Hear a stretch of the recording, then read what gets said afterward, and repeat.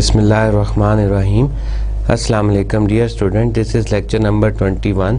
Before starting today lecture, let's have a look कि previous lecture में हमने क्या क्या चीज़ें पढ़ी थी। तो प्रीवियस लेक्चर में हमने क्या पढ़ा था कि we have study the two methods of long term financing. तो आपको याद होगा कि हमने पढ़ा था debt financing and equity financing. तो लास्ट लेक्चर जो है वो हमारा बेस करता था डेट फाइनेंसिंग पे, वाई इशुएंस ऑफ बॉन्ड। हमने बॉन्ड के बारे में पढ़ा था कि इशुएंस ऑफ बॉन्ड जो है वो क्यों नेसेसरी होते हैं और शेयर्स इशू करना जो है वो कंपनी जो है वो शेयर क्यों नहीं इशू करती। तो फिर उसमें हमने दो एग्जांपल पढ़ी थी। एक एग्जांपल में हमने ये देखा था कि जो है कंपनी क्या कर रही है, उसको ह्यूज प्रॉफिट हो रहा है, तो तब जो है डेट फाइनेंसिंग जो है वो बेटर थी। और एक सिचुएशन में हमने ये देखा था कि प्रॉफिट जो है वो मार्जिन उसका कम था, तो उस सिचुएशन में डेट फाइनेंसिंग जो है वो बेहतर नहीं थी। फिर हमने देखा बॉन्ड पेबल्स के बारे में पढ़ा था, टाइप्स ऑफ बॉन्ड पढ़ा था। बॉन्ड जब इशू करते हैं तो वो किस वैल्यू पे इशू किया जाता है। हमने ये भी पढ़ा कि bond issue at face value, at discount, at premium. Face value पे जब तब इशू करते हैं जब किया जाता है, या फेस वैल्यू पे इशूएंस ऑफ बॉन्ड उस वक्त कहा जाता है जब बॉन्ड जिस प्राइस पे इशू किए जा रहे हैं और face value of the bond is similar.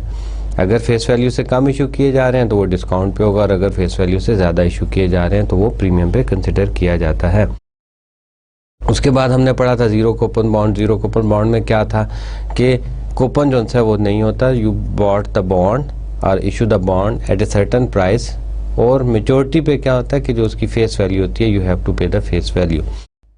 उसके बाद हमने पढ़ा था the concept of present value कि प्रेजेंट वैल्यू जो सी है वो क्या होती है।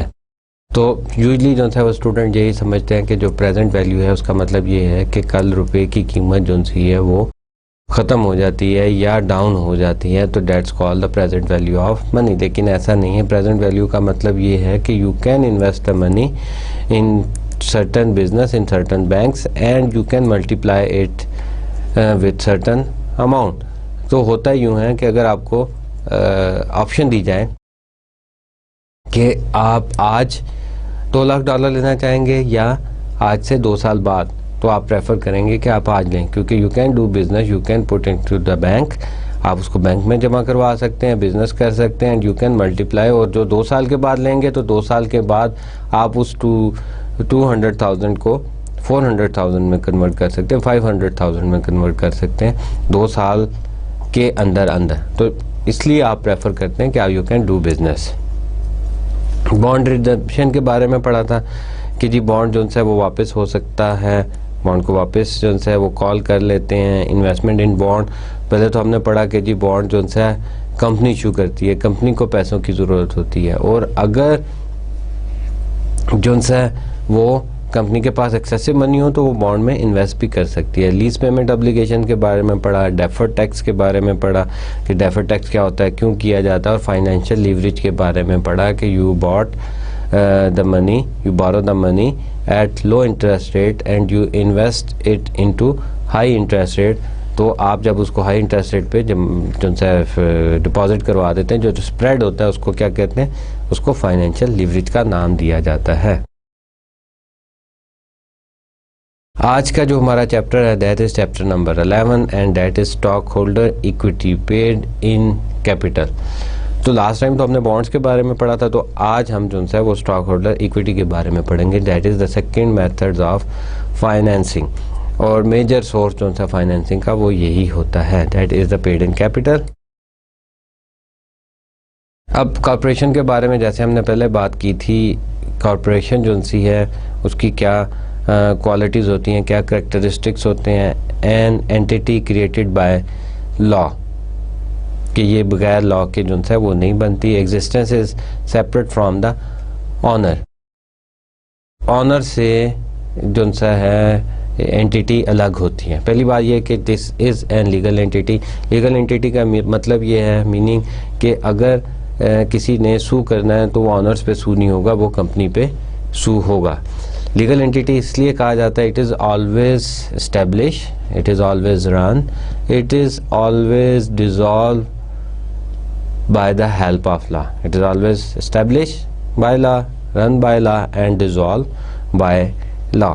तो इसलिए इसको जो है एक क्रिएटेड बाय लॉ कहते हैं। लीगल एंटिटी का मतलब मैंने आपको बता दिया, सेपरेट आर्टिफिशियल पर्सनैलिटी होता है, आर्टिफिशियल पर्सन होता है, और जो ऑनर होते हैं they are separate from the business. Owner का काम, ऑनर की लाइबिलिटीज जो है that is limited up to the amount they have invested into the business, has right and privileges.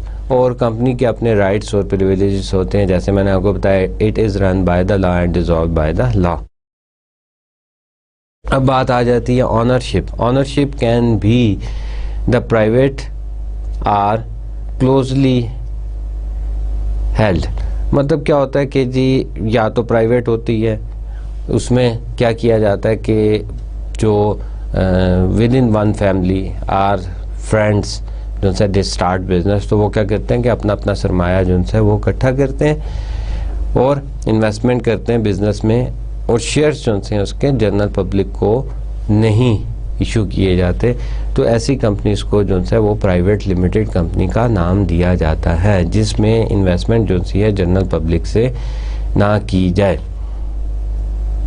और उसके बाद जो है अगर शेयर्स जो है जनरल पब्लिक में जो है फ्लोट किए जाते हैं, या वो पैसा जो बिज़नेस रन करने के लिए इकट्ठा किया गया that is from the general public, तो ऐसी कंपनीज को पब्लिक लिमिटेड कंपनी कहा जाता है।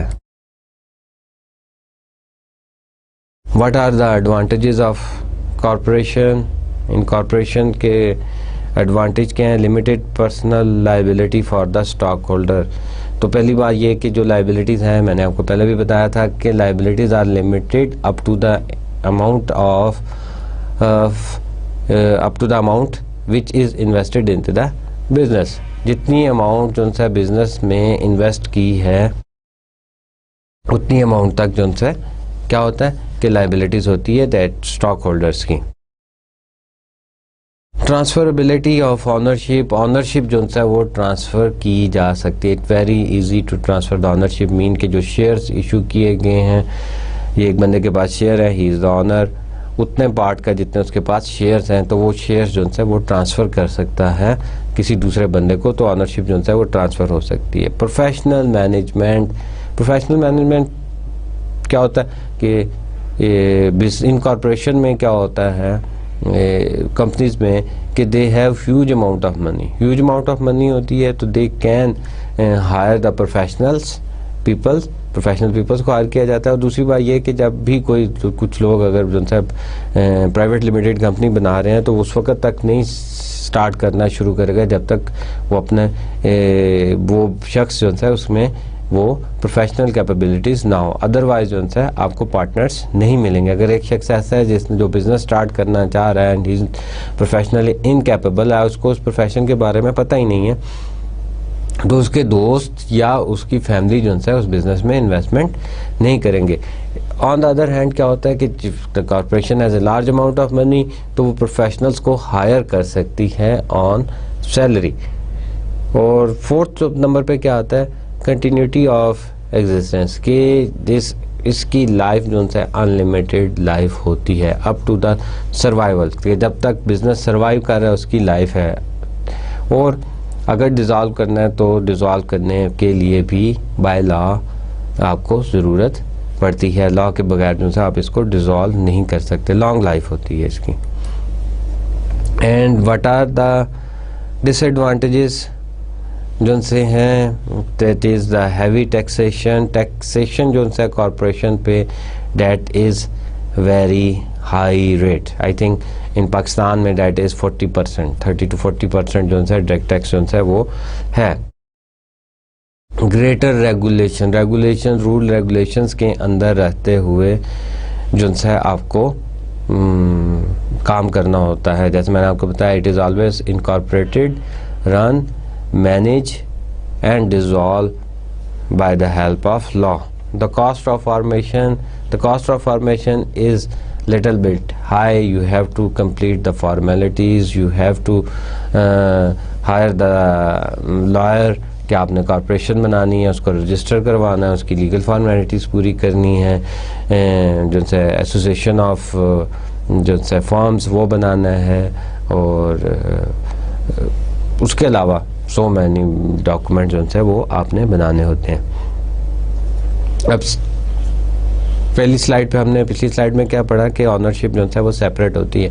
That is one advantage and again that is the disadvantage, the separation of ownership and the management और ऑनरशिप जो सा है वो अलग अलग होते हैं, ऑनर अलग होते हैं और मैनेजर अलग होते हैं। और जब इन दोनों के दरमियान में, इन दोनों के नज़रियात में, इन दोनों के कॉन्सेप्ट में जब कन्फ्लिक्ट आता है, एम्स में जब कन्फ्लिक्ट आता है, तो उसको हम एजेंसी प्रॉब्लम का नाम देते हैं। When the honours and the managements क्या कहना चाहिए उसको, ऑब्जेक्टिव्स जो हैं उसमें कन्फ्लिक्ट आ जाए तो उसको हम एजेंसी प्रॉब्लम का नाम देते हैं। That is the disadvantage of इनकॉर्पोरेशंस।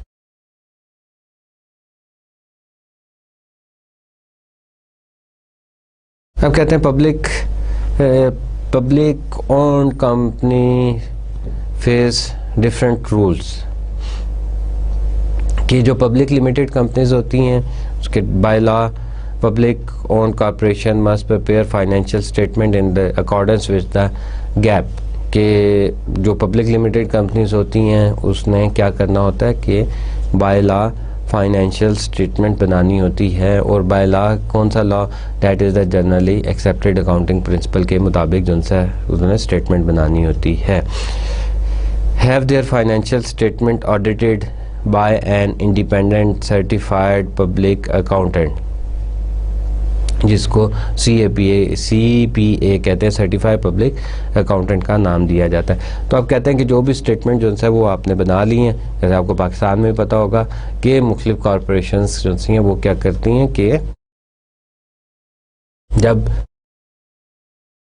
Financial statement बनाती हैं तो at the end of year जो है ऑडिटर्स आते हैं और ऑडिटर्स आके उनको चेक करते हैं और सर्टिफाई करते हैं। तो यहाँ पर भी ऐसा ही है कि जब वो फाइनेंशियल स्टेटमेंट बन जाती है तो सर्टिफाइड पब्लिक अकाउंटेंट जो है, जिसको आप चार्टर्ड अकाउंटेंट भी कहते हैं पाकिस्तान में, यूजुअली वो आके उन स्टेटमेंट्स को चेक करते हैं और कहते हैं कि जी जो है company with the federal security law, जिस तरह पाकिस्तान में कंपनीज ऑर्डिनेंस 1984 के तहत जितनी भी कॉरपोरेशन है वो बनती हैं, उसके बाद submit financial information for security and exchange commission review, और जो है अपनी फाइनेंशियल स्टेटमेंट को वो सिक्योरिटी एंड एक्सचेंज कमीशन को रिव्यू करने के लिए देती हैं। तो these are the rules and regulation for the public limited company. जो भी पब्लिक लिमिटेड कंपनी होगी उसको ये सारी चीज़ें जो सी हैं वो रिक्वायर्ड होती हैं। अब हम बात करते हैं the formation of a corporation. A corporation को कैसे बनाया जाता है। Each corporation is formed according to the law of the state where it is located. अब पहली बात यह कि जब भी कॉरपोरेशन बनाई जाती है तो उस मुल्क में एक लॉ जो है अवेलेबल होता है, उसी के मुताबिक जो है वो कंपनी बनाई जाती है। और पाकिस्तान में जो है वो लॉ जो है कंपनी ऑर्डिनेंस 1984 के तहत बनाई जाती है। The application for the corporation status is called the article of the incorporation. और जो एप्लीकेशन दी जाती है उसमें आर्टिकल ऑफ, पाकिस्तान में उसको जो है आर्टिकल ऑफ एसोसिएशन कहा जाता है, अमेरिका में इसको आर्टिकल ऑफ इनकॉर्पोरेशन कहा जाता है। कि आर्टिकल ऑफ इनकॉर्पोरेशन जो है वो सबमिट करवाया जाता है रजिस्ट्रार ऑफ द कंपनी के पास।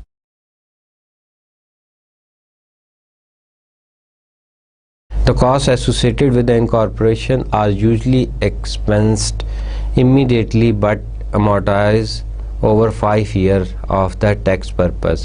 अब होता क्या है कि जब भी कोई कंपनी जो है वो बनती है तो उसकी इस्टेब्लिश में काफ़ी ज़्यादा कॉस्ट आती है। तो जब कॉस्ट जो आती है तो उसको क्या किया जाता है, इमीडिएटली एक्सपेंस जो है वो कंसिडर कर लिया जाता है, लेकिन उसको अमॉर्टाइज़ किया जाता है कि उस एक्सपेंस को 5 ईयर में डिवाइड कर दिया जाता है। अगर उसको फर्स्ट ईयर में ही पुट कर दिया जाए तो उससे क्या प्रॉब्लम आती है कि आप फर्स्ट ईयर ही लॉस बियर करेंगे। तो इस तरह जो है फॉर टैक्स पर्पज़ आप उसको क्या करते हैं कि 5 ईयर में अमोर्टाइज कर लेते हैं। अब फॉर्मेशन के क्या स्टेप्स हैं। First step is to file application of incorporation with the state. एक एप्लीकेशन दी जाती है because the law differ corporation often organise in the state with the more favourable law उसके लिए अवेलेबल होता है। More than half of the largest companies are incorporated in Delaware. उसके बाद state grant a chartered the article of incorporation which formally create the corporation. और जब जैसा मैंने आपको बताया कि पाकिस्तान में जो है कंपनी ऑर्डिनेंस 1984 के एक्ट के मुताबिक जो है वो इनकॉर्पोरेट होती हैं, और उसके बाद आप रजिस्ट्रार ऑफ द कंपनीज़ को एप्लीकेशन देते हैं कि जी हम इस नाम से कंपनी जो है वो रजिस्टर करना चाहते हैं, जिसमें article of association and memorandum of association जो है वो होते हैं। Article of association inside the corporation होते हैं कि जी जिनसे इनसाइड कॉर्पोरेशंस के जो रूल्स रेगुलेशन होते हैं, और मेमोरेंडम ऑफ एसोसिएशन के जो बाहर कंपनी के बाहर जो डीलिंग होगी उसके रूल्स रेगुलेशन जो है होते हैं।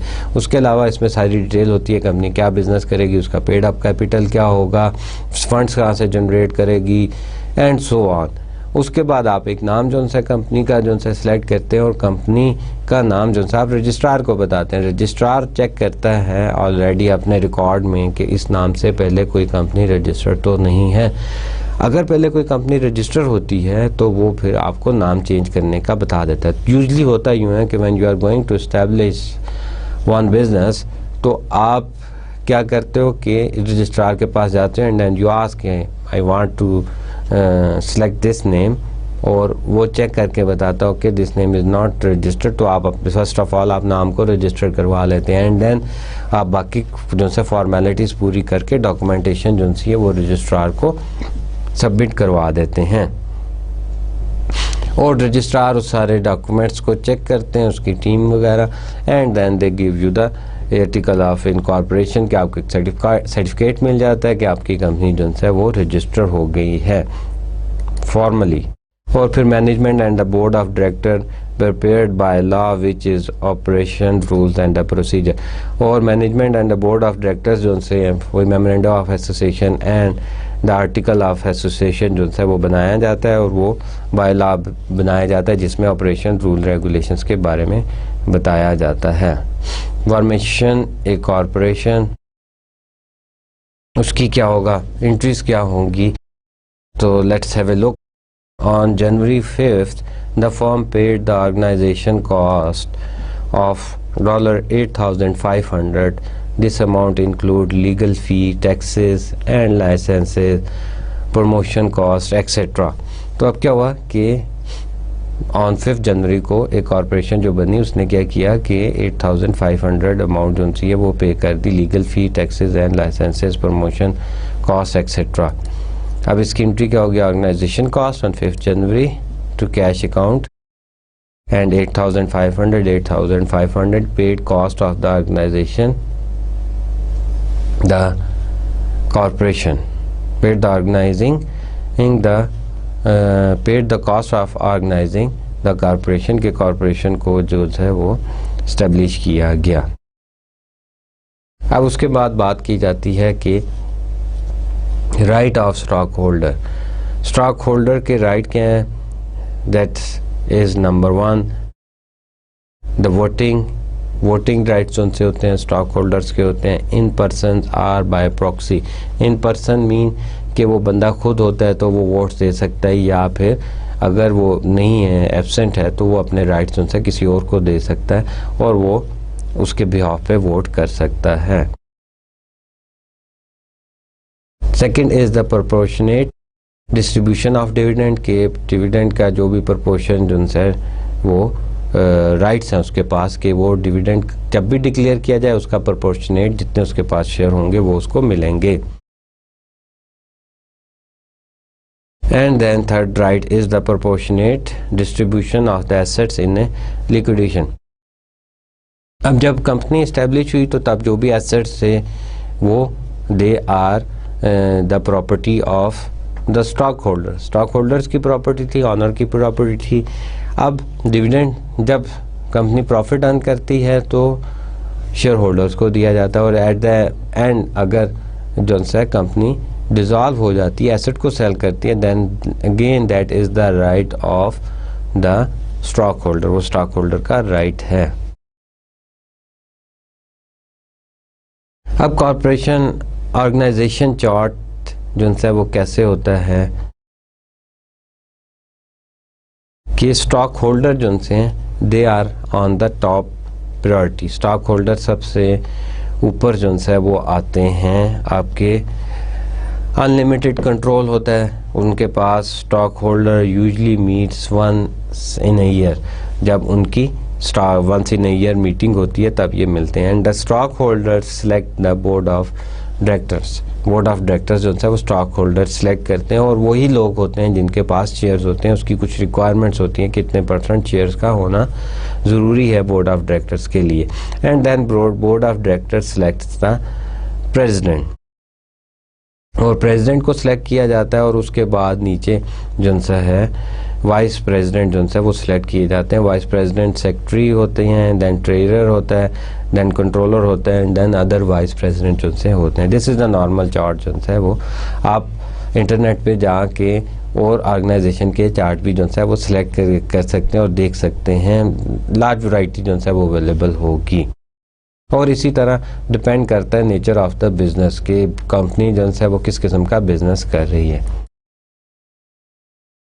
Stockholders' ledgers are often maintained by the stock transfer agent or the stock registrar. Stock registrar के पास जो है वो स्टॉक होल्डर लेजर जो है मेंटेन किया जाता है कि जो है ये स्टॉक जो है ये शेयर जो है किस पर्सन की प्रॉपर्टी पे है, किस पर्सन के पास हैं।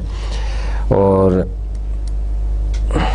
This is the picture of the American stock, एक उनकी पिक्चर है right of the stock holder. Each unit of the ownership is called a share of the stock. Each unit जो है that is the share of stock. A stock certificate serves as proof that the stock holder has purchase the share. This is a proof, ज़बानी कलामी बात नहीं होती, और ये उसके पास प्रूफ होता है कि उसके पास जो है वो शेयर जो हैं। When the stock is sold, the stockholder sign a transfer endorsement on the back of the stock certificate. अब ये स्टॉक सर्टिफिकेट जो है वो शो किया गया, और जब बेचा जाता है स्टॉक सर्टिफिकेट तो उसके बैक पे जो है वो साइन किए जाते हैं। That is the transfer endorsement जिसको कहा जाता है।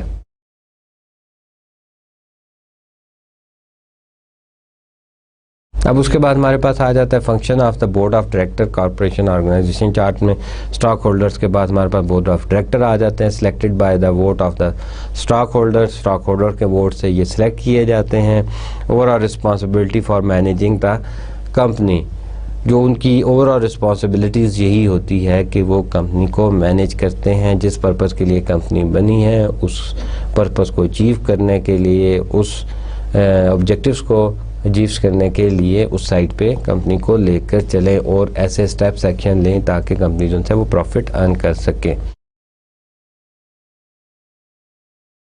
उसके बाद जो है सेक्रेटरी जो है उसका काम क्या होता है, the contractual and the legal representation. जो भी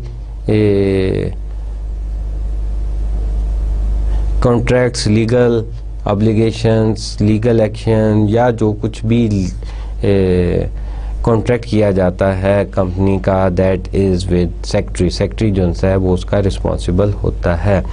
custodian of the funds, treasurer के पास क्या होता है, फंड्स होते हैं, फंड जो उनसे कंट्रोल करता है।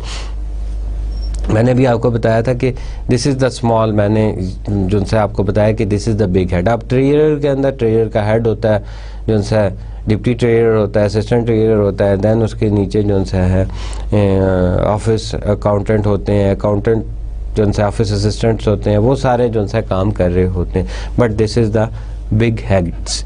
तो ट्रेजरर के पास जो है फंड्स जो है सारे उसके पास होते हैं। चीफ उसके बाद जो सा कंट्रोलर जो सा होता है that is the chief accountant and other vice president जो सा वो होते हैं। वाइस प्रेसिडेंट क्या मार्केटिंग का भी होगा, HRM का भी होगा, देन रिसर्च एंड डेवलपमेंट का होगा and so on. Paid in capital of the corporation. Paid in capital क्या होता है? Stock holder equity is increase in 2 way. Stock holder equity 2 ways में जो है वो इंक्रीज की जाती है। Number 1 way is the contribution by the investor in exchange for the capital stock. कि इन्वेस्टर जो है वो क्या करता है कि कैपिटल स्टॉक के अगेंस्ट जो है इन्वेस्टमेंट करता है आपकी कॉरपोरेशन में, कंपनी में। क्या हुआ? पैसे दिए एंड देन कैश आपके पास एसेट्स आ गया, लाइबिलिटी जो है आपकी इंक्रीज होगी, आपने स्टॉक इशू कर दिया and that is called the paid in capital. Second जो सा इसका मेथड है that is the retention of the profit earn by the corporation. Profit जो सा है वो रिटेन कर लिया जाता है, डिस्ट्रीब्यूट नहीं किया जाता या पोर्शन डिस्ट्रीब्यूट कर लिया जाता है, that is called the retain earning. अब प्रॉफिट जो है वो रिटेन क्यों किया जाता है? That there are 2 purpose to retain the profit. Number 1 के मे बी नेक्स्ट ईयर जो है फाइनेंशियल कंडीशन इतनी स्ट्रांग ना हो तो शेयर होल्डर्स को प्रॉफिट डिस्ट्रीब्यूट कर दिया जाए। सेकंड इज कि इन्वेस्टमेंट की ज़रूरत है, कंपनी में इन्वेस्टमेंट चाहिए तो then you retain the profit. तो आप प्रॉफिट जो है रिटेन कर लेते हैं और एसेट जो है परचेज कर लेते हैं, बिजनेस को एक्सपेंड कर देते हैं। Source of the paid in capital.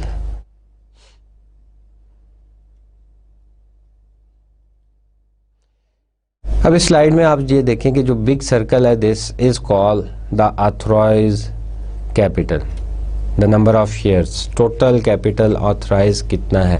जब कंपनी कॉर्पोरेट होती है तो ह्यूज अमाउंट ऑफ मनी जो है वो ऑथराइज करवा ली जाती है the registrar of the joint stock of the company से, क्योंकि आपको पता नहीं होता कि फ्यूचर में जो है वो और पैसों की ज़रूरत पड़ेगी तो फिर जो है वो कैसे उसको रेज किया जाएगा। तो दैट टाइम डिफ़िकल्ट होता है, रजिस्ट्रार के पास बाकी लीगल जो है प्रोसीजर करना पड़ता है। तो कंपनी यूजली में start of the company authorise capital जो है वो बहुत ज़्यादा जो है वो रख लेते हैं। ऑथराइज कैपिटल ये होता है कि जितना आप मैक्सिमम जो है फंडिंग इकट्ठा कर सकते हैं। इशूड कैपिटल की बात करते हैं। इशूड ये होता है कि जो जनरल पब्लिक को ऑफ़र किया जाता है कि ठीक है आप जो है जितने शेयर्स ऑफ़र किए जाते हैं जनरल पब्लिक को, सपोज आपने 1 मिलियन शेयर्स ऑफ़र किए तो 1 million is the issued capital. Outstanding capital is that part of the issued capital जो जनरल पब्लिक ने एक्सेप्ट किया जाए जितने शेयर्स उनसे उन्होंने परचेज कर लिए हैं। और some time issued and the outstanding are the paid up capital is the same, वो सेम ही होता है, जितने इशू किए उतने ही जो है आ जाते हैं। और ये सर्कल जो है आउटस्टैंडिंग का ये इंक्रीज कर जाता है and it can be bigger. Major rights that a company ownership of a share of the stock, source of the paid up capital मतलब this is the major right जो सा कंपनी के stock में जो सा होते हैं।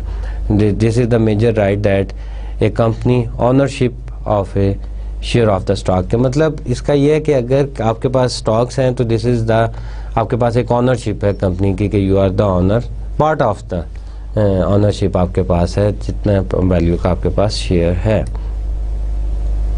The right to vote in the matter concerning the corporation के आपके पास राइट है कि जितने भी मैटर्स हैं उसमें आप जो है वोट कर सकते हैं।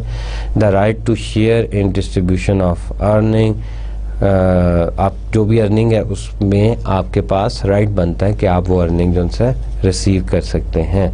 The right to share in assets on the liquidation, अब वही बात जो हमने पहले की थी कि आपके पास क्या राइट होगा, if you by the share of the stock of the company, तो अब आपके पास क्या राइट है कि जब एसेट्स बेचे जाते हैं तो फिर भी आप उसमें से अमाउंट जो है आपका राइट बनता है। द प्रोपोर्शन के जितना आपने इन्वेस्टमेंट की है। Authorisation and the issuance of the capital stock, the maximum number of the shares of the company stock that can be sold to the public that is the authorised share. Authorise capital, maximum कितने share जो है वो issue किए जा सकते हैं, that is the authorise capital.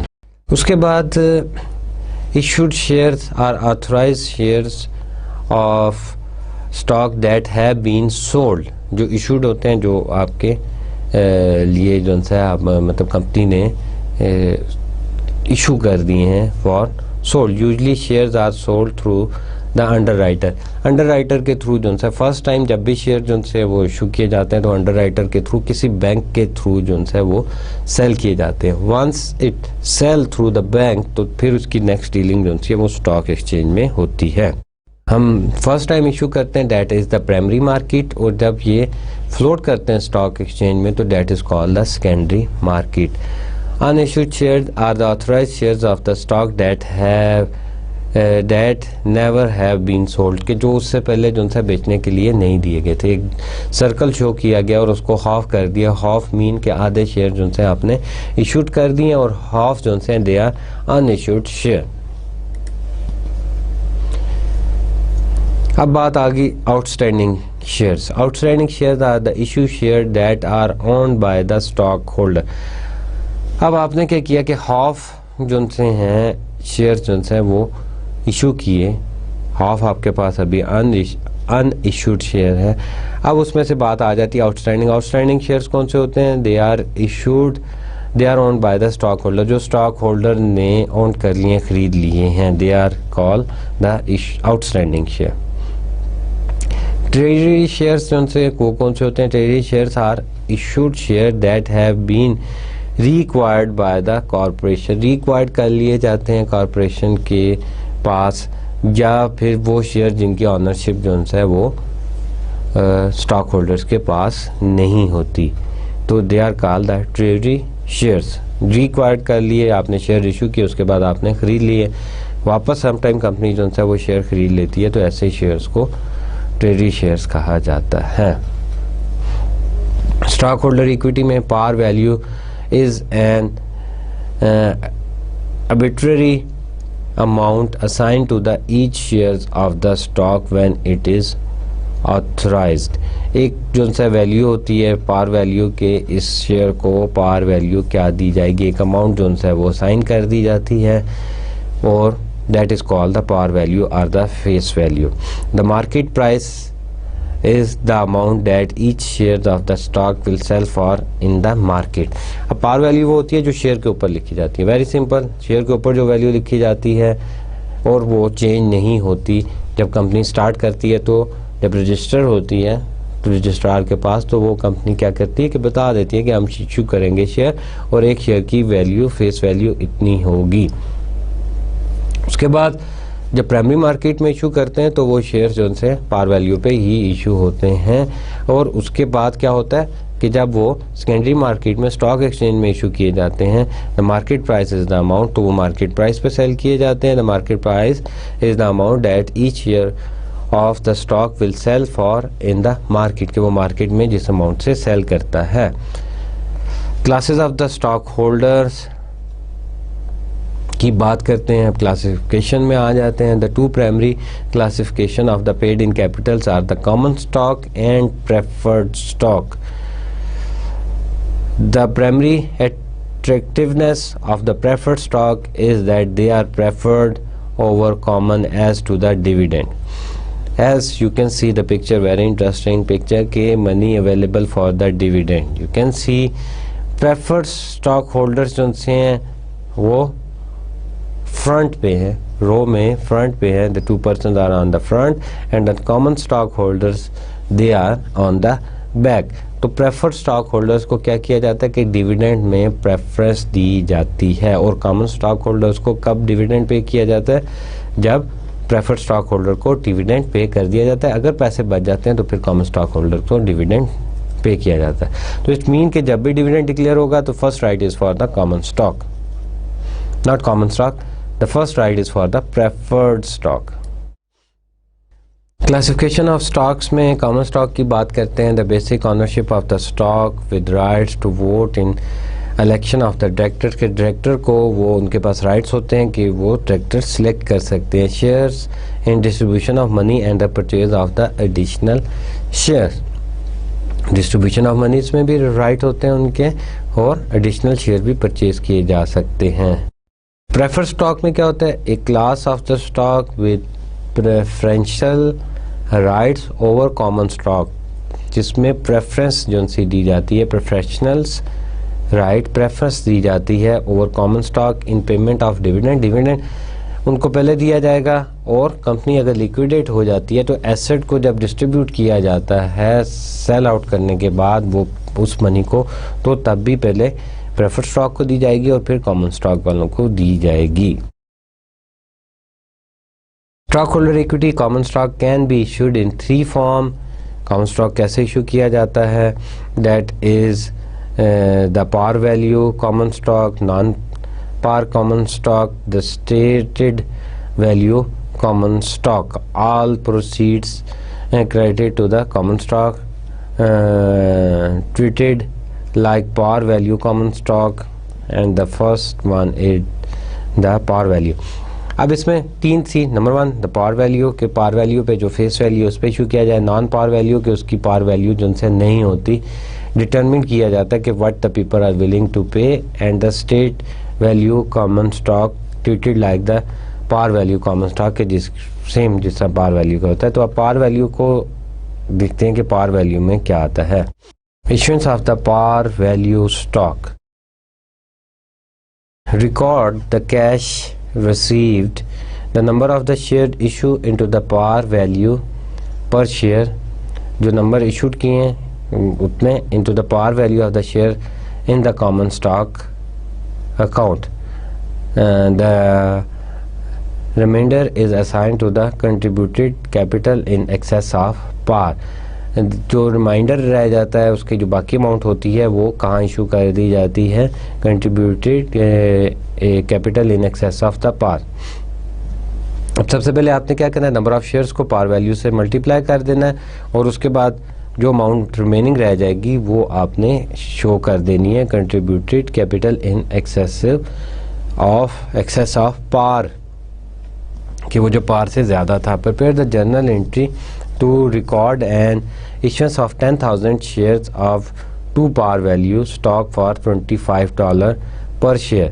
अब par value क्या थी? 2 थी, और 10,000 शेयर से आपने मल्टीप्लाई किया 10 into 2, वो तो par value में आ जाएगा, और जो एक्सेसिव अमाउंट होगी आप सेल कितने में कर रहे हैं?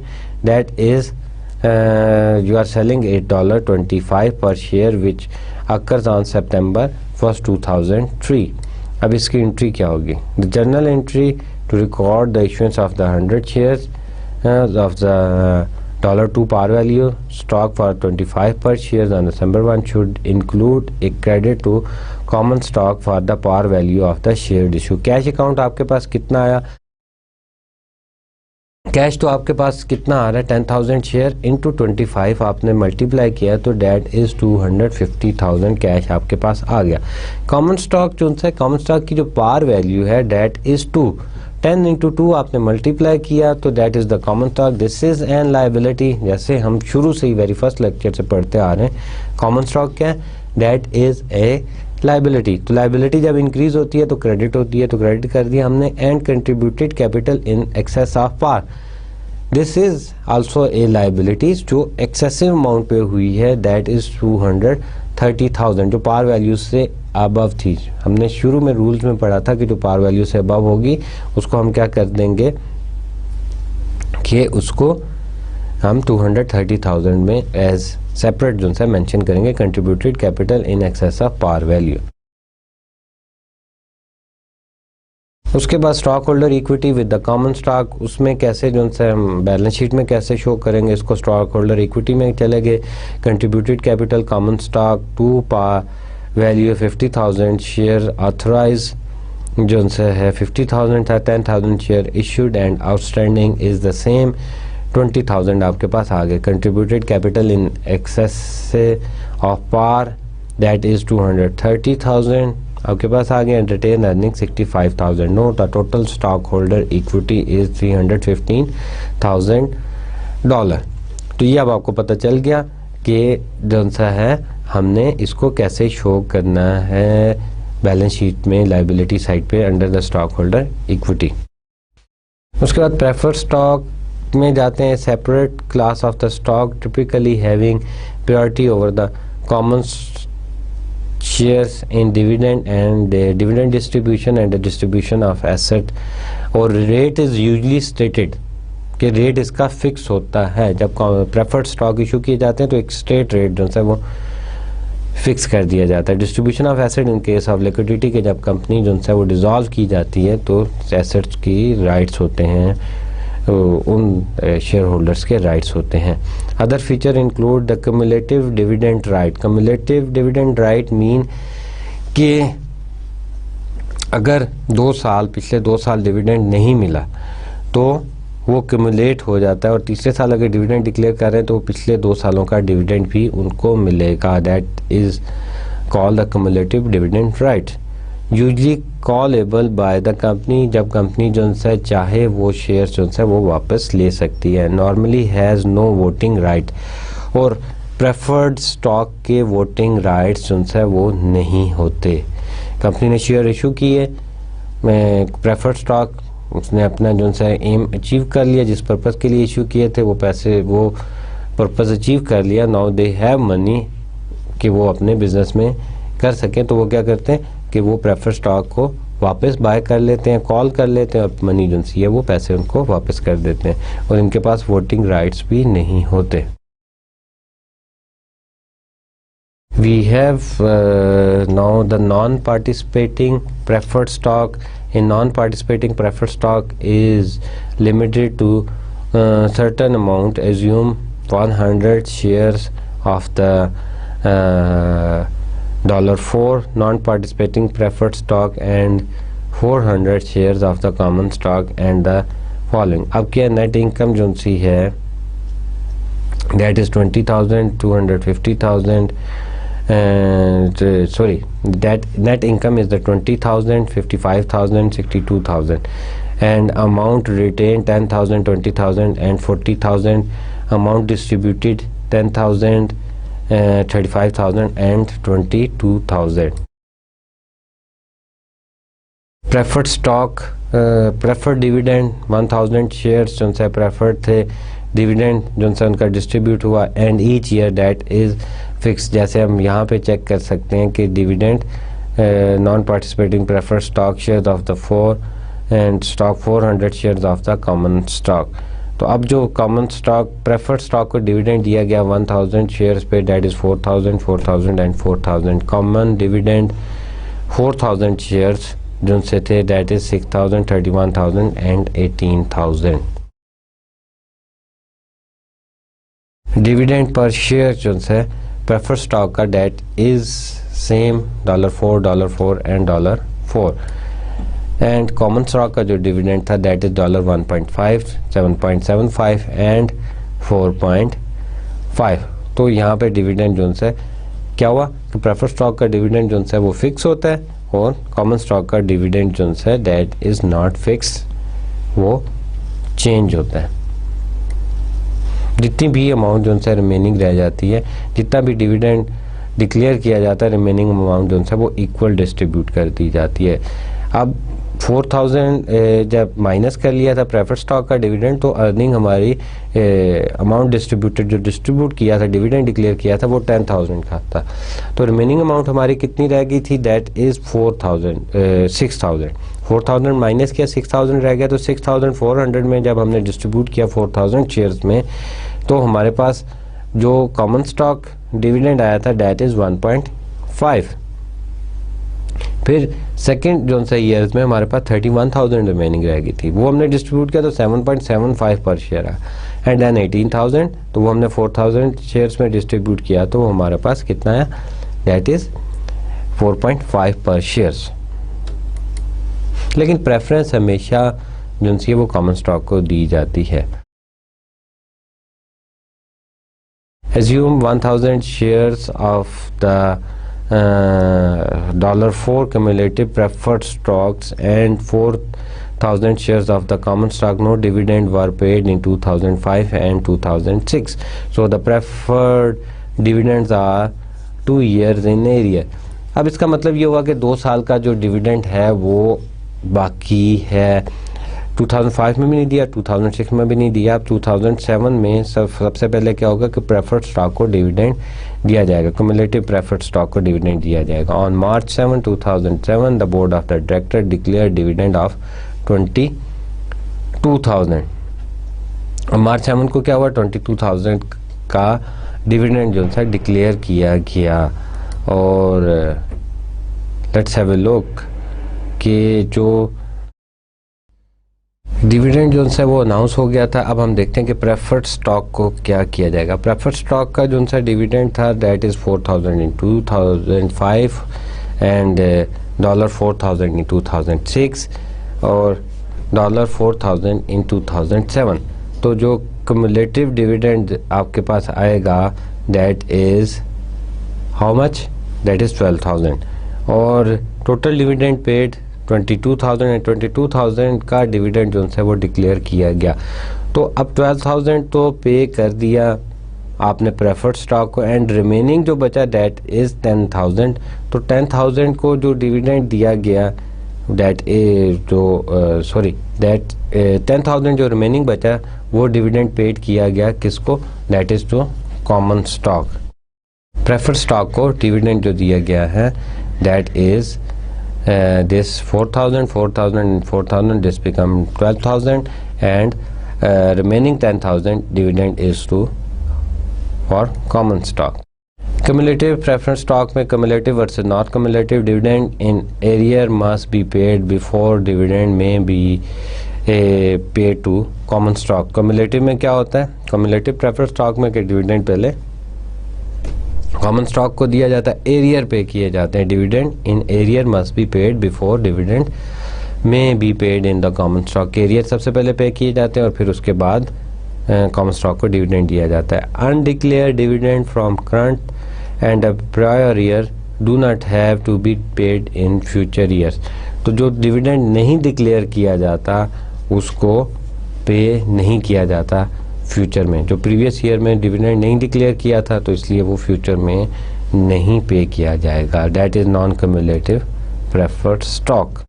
Stock prefer as to dividend. One example, consider the following partial statement of the stockholder equity. Common stock 50 par value and that is 4,000 share authorized issued and outstanding.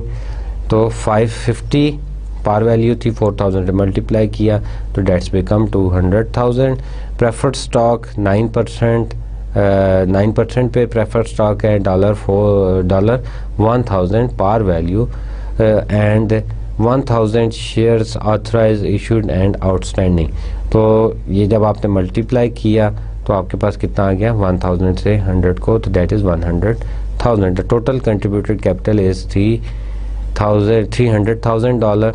During 2002, the director declared cash dividend of the $5,000. In year 2003, the director declared cash dividend of 42,000. अब 2002 में क्या हुआ कि dividend जो है वो $5,000 जो है डिक्लेयर किया गया and year 2003 the director declare cash dividend of 42,000। अब preferred stock as to the dividend अब क्या होगा, in preferred stock is non cumulative. Non cumulative होगा तो क्या होगा कि ईयर 2002 में 5,000 जो है डिविडेंड डिक्लेयर है, 5,000 डिविडेंड जो है वो प्रेफर्ड स्टॉक को दे दिया जाएगा और कॉमन स्टॉक को कोई डिविडेंड नहीं दिया जाएगा। उसके बाद ईयर 2003 में क्या होगा कि फर्स्ट प्रेफर्ड स्टॉक को डिविडेंड दिया जाएगा 9,000, नॉन क्यूमुलेटिव है, 9,000 जो है वो दिया जाएगा क्योंकि 9% था, तो इट्स बिकम 9,000 एंड रिमेनिंग जो है that is to common stock holder. Common stock holder को दे दिया जाएगा। रिमेनिंग कितना था, 33,000, क्योंकि टोटल जो डिविडेंड डिक्लेयर हुआ था that is how much, 42,000। If the preferred stock is cumulative, अगर प्रेफर्ड स्टॉक कम्युलेटिव है तो क्या होगा कि ईयर 2002 में डिविडेंड डिक्लेयर किया कितना, 5,000 का, तो 5,000 जो था वो प्रेफर्ड स्टॉक को दे दिया। अब प्रेफर्ड स्टॉक का जो 4,000 डिविडेंड है that is remaining. In year 2003 first step क्या होगा, डिविडेंड इन एरियर। एरियर कितना था, that is 4,000 plus current preference stock dividend that is 9,000 and remaining is distributed to the common stock that is 29,000, तो वो remaining जो है distribute कर दिया जाएगा। कन्वर्टेबल प्रेफर्ड स्टॉक में क्या होता है, some preferred stock is convertible into the shares of the common stock. अब क्या हो रहा है कि 2 persons are talking, I just converted 100 shares of the preferred stock into the 1000 shares of the common stock and ended up with a higher dividend yield। और दूसरा जो जिसके पास प्रेफर्ड स्टॉक थे, what he is saying गी I can't do that with my preferred stock, वो preferred stock को इस तरह नहीं करना चाहता, but he have to do, क्योंकि जो ऑनर्स हैं जो कंपनीज के, वो क्या करते हैं कि they can convert the preferred stock into the common stock। We have one more example, the preferred stock stockholder equity with the common and the preferred stock stockholder equity, contributed capital preferred stock $100, par value 1000 share, authorized 50 share, issued and outstanding। तो multiply किया तो आपके पास कितने shares आ गए, 5000 common stock, that is the preferred stock. Common stock के पास आपके जो शेयर्स हैं that is $100 par value, 50,000 shares authorise, और इशूड कितने किए हैं उसमें से 30,000 शेयर इशूड एंड आउटस्टैंडिंग, तो आपके पास 300,000 वैल्यू आ गई कॉमन स्टॉक की। Contributed capital in excess of the par that is 1000, retain earning 65,000 and the total share holder equity is 371,000। Stock issue for the assets other than cash.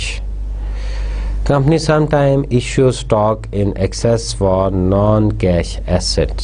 sometime क्या होता है कि जो है जब कंपनी जो है वो कोई एसेट जो है परचेज करती है, तो वो क्या करती है कि उसके पास अगर कैश नहीं है तो वो शेयर्स जो है इशू कर देती है। Since no cash is receive, record the transaction at the market value of the goods or the services receive. जो सर्विसेज रिसीव की जाती हैं उसकी जो मार्केट वैल्यू होती है, या गुड्स जो रिसीव करते हैं उसकी मार्केट वैल्यू के अगेंस्ट जो है क्या किया जाता है कि स्टॉक इशू कर दिया जाता है। These are the stock issue for assets other than cash. So this is the end of today session. आज हमने जो है वो क्या पढ़ा, आज हमने जो है पढ़ा था कि जो है 2 तरीके होते हैं कैपिटल जो है रेस करने के। लास्ट लेक्चर में हमने बॉन्ड्स के बारे में पढ़ा था, तो आज का लेक्चर जो है हमारा बेस करता था वो शेयर होल्डर इक्विटी पे, शेयर होल्डर इक्विटी पे बेस करता था। और उसमें हमने आपको ये बताया कि सबसे पहले कि कॉरपोरेशन जो है वो किस तरह इस्टेब्लिश की जाती है। कॉरपोरेशन जो है एक आर्टिफिशियल पर्सन होता है, it is always run, manage and this is controlled by law. और आर्टिफिशियल पर्सन होता है जब भी किसी कंपनी पे सू किया जाता है तो कंपनी पे सू किया जाता है, कंपनी के नाम पे सू होता है, ना कि ऑनर्स पे। लाइबिलिटीज़ इसकी जो है वो लिमिटेड होती हैं up to the amount the investor they have invested into the company. उसके बाद हमने कैपिटल स्टॉक की बात की कि कैपिटल स्टॉक को कैसे इशू किया जाता है, उसकी ट्रांजैक्शन कैसे की जाती है और उसको कैसे रिकॉर्ड किया जाता है, और ऐसी एसेट्स के बारे। फिर हमने ये देखा कि जी अगर एसेट जो है वो एक्सेसिव वैल्यू में इशू किए जाएँ, पार वैल्यू से एक्सेसिव इशू किए जाएँ, तो उसको किस तरह रिकॉर्ड किया जाएगा। और प्रेफर्ड स्टॉक के बारे में पढ़ा कि प्रेफर्ड स्टॉक कौन से होते हैं। प्रेफर्ड स्टॉक ऐसे स्टॉक को कहा जाता है जिसमें जो है डिविडेंड पे प्रेफरेंस दी जाती है कॉमन स्टॉक के ऊपर। और उसके बाद हमने क्यूमुलेटिव कॉमन स्टॉक के बारे में पढ़ा। और फिर हमने ये भी पढ़ा कि जब एसेट जो है उनको लिक्विडेट किया जाए या सेल आउट कर दिया जाए तो तब जो है कॉमन स्टॉक को प्रेफरेंस दी जाएगी। और एट द एंड जो है हमारा आज का सेशन जो क्लोज हुआ वो क्लोज हुआ था assets stock issue against the assets. Asset कौन से होंगे, दैट इज़ नॉन कैश, या तो आपने सर्विसेज ली या फिर आपने कोई एसेट जो है उसके अगेंस्ट जो है स्टॉक इशू कर दिया। और हमने ये पढ़ा कि जो उसकी मार्केट वैल्यू होगी उस सर्विस की या उस एसेट की, उसके अगेंस्ट जो है एसेट्स को रिकॉर्ड किया जाएगा, इशूएंस ऑफ स्टॉक को रिकॉर्ड किया जाएगा। आई होप आज का लेक्चर जो है आपको समझ आ गया होगा। आप बुक को जो है स्टडी कीजिएगा, it will more clear. Next lecture के तक जो है अल्लाह हाफिज़। अस्सलाम वालेकुम।